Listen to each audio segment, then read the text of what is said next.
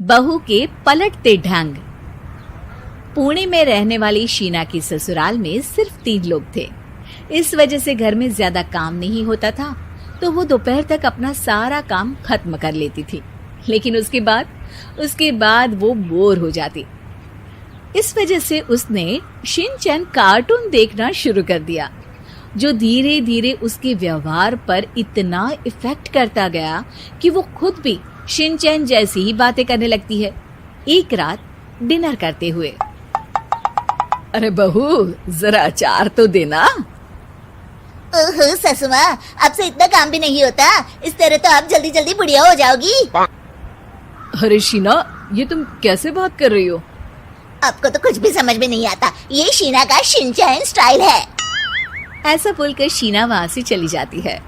अगली सुबह शीना सबके उठने से पहले ही घर का काम खत्म करके कार्टून देखने बैठ जाती है। अरे वाह बहू, कमाल ही कर दिया। इतनी जल्दी सारा काम खत्म कर दिया। बस भी कीजिए, अब मैं इतनी भी कुछ खास नहीं। ओफो, तुम और तुम्हारे शिनचैन का भूत, जाने कब नॉर्मल इंसान की तरह बात करोगी। मॉम, आप तो बस मुझसे जल्दी रहती हैं। आपको क्या पता मेरी लाइफ कितनी मुश्किल है। अच्छा छोड़िए, अब मैं शॉपिंग के लिए जा रही हूँ। हाँ, तो ये है तुम्हारी मुश्किल लाइफ।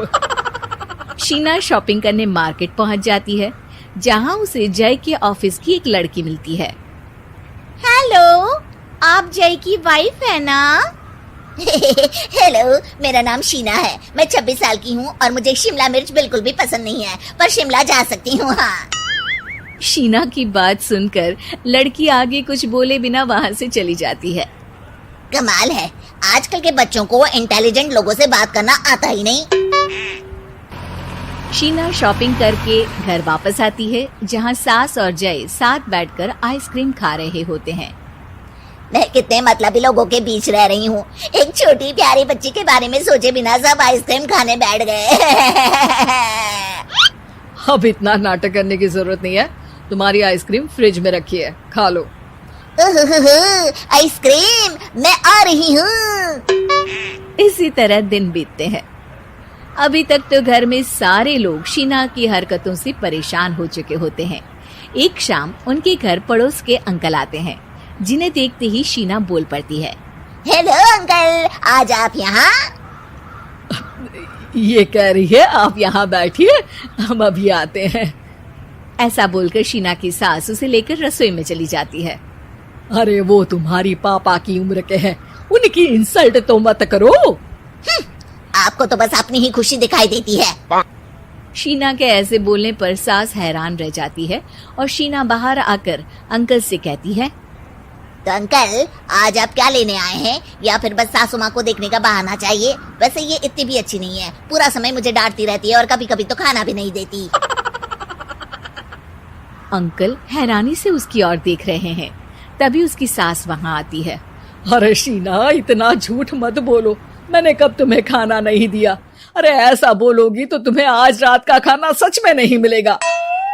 देखा, मैंने कहा था ना, बच्ची पर जुल्म करती है। आप मुझे अपने घर ले चलो अंकल। इस तरह दोनों सास बहू में तू मैं शुरू हो जाती है, जिसे देख अंकल तो डर कर भाग जाते हैं, लेकिन वो दोनों चुप ही नहीं होती। रात को जय के घर वापस आने पर सास उसे शीना की सारी बात बताते हुए कहती है, अरे इसके सर से कार्टून का भूत तो उतारना ही पड़ेगा। मौका या वक्त कुछ देखती ही नहीं, बस बकवास शुरू कर देती है। बात तो आपकी सही है, पर क्या करेंगे? अरे कार्टून देखकर ऐसी बनी है तो इसकी कार्टून ही बंद कर दो। हाँ, कार्टून बंद करके कुछ समझदारी वाली चीजें दिखाते हैं। जियोग्राफी दिखाना शुरू कर दो ना, क्या पता कुछ अकल आ जाए। हाँ, नाइस आइडिया माँ।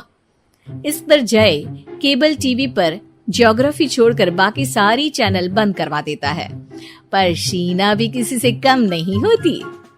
ओहो पतिदेव, अपने आप को बहुत स्मार्ट समझते हो। शीना मोबाइल पर YouTube ऑन करके उस पर शिनचैन देखने लगती है। शीना की इस स्मार्टनेस को देखकर जय तो बेचारा सर खुजलाता ही रह जाता है। हमने इसे जरूरत से ज्यादा अंडर एस्टिमेट कर दिया, अब क्या करें माँ? अरे इंटरनेट बंद करवा दे बेटा। शीना को कार्टून की दुनिया से बाहर निकाल वापस इंसान बनाने के लिए अब जय इंटरनेट भी बंद करा देता है, जिससे शीना परेशान हो जाती है। सब मेरी खुशी से जलते हैं, पर अब क्या करूं? शीना सोच में पड़ जाती है, लेकिन कोई आइडिया नहीं मिलता, जिस पर मजबूरी में वो ज्योग्राफी देखना शुरू कर देती है। लगता है अब कुछ ही दिनों में इसके सिर से शिनचैन का भूत उतर ही जाएगा। हाँ बेटा, उम्मीद तो यही है। दिन बीतते हैं और घर में सब शीना के बोलने का इंतजार करने लगते हैं, लेकिन शीना टीवी में ऐसी खो जाती है कि उससे पूछे सवालों का हाँ या ना के अलावा और कुछ जवाब ही नहीं देती। देखते ही देखते हफ्ता बीत जाता है, तो सब्र का बांध तोड़ते हुए जय टीवी बंद कर खुद ही शीना से बात करने बैठ जाता है। क्या बात है शीना, पहले तुम ज्योग्राफी देखने को तैयार नहीं थी, और जब देखने बैठी तो इसके आगे किसी चीज की कोई सूध ही नहीं, ना किसी से बात करनी, ना घर का कोई काम। अरे माँ कब तक अकेले सब कुछ संभालेंगी? अभी भी तुम्हारे सर से शिनचैन का भूत उतरा कि नहीं? जब मादा भालू नर भालू से बात नहीं करती, तो वो उनका ध्यान अपनी तरफ आकर्षित करने के लिए बिल्कुल यही हरकत करते हैं। तुम नर भालू हो। शीना के ऐसा बोलते ही जय और उसकी मम्मी एक दूसरे की तरफ देख सर पकड़कर बैठ जाते हैं।